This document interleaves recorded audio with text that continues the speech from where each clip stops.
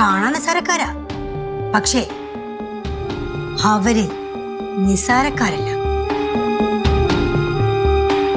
അവൻ എന്റെ മുഖത്ത് നോക്കി പറഞ്ഞിട്ട് പോയത് കണ്ടില്ലേ?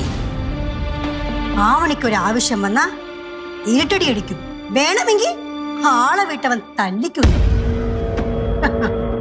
എന്നാ എനിക്കതൊന്ന് കാണണമല്ലോ, അവൻ ഏതറ്റം വരെ പോകുന്നു. വെറുതെ പറഞ്ഞതായിരിക്കും. നിങ്ങൾ അങ്ങ് തീരുമാനിച്ചാൽ മതിയോ?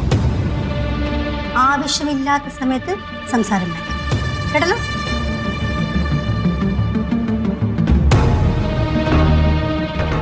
അവൻ തന്നെയാണ് ഇതെല്ലാം ചെയ്യുന്നത്.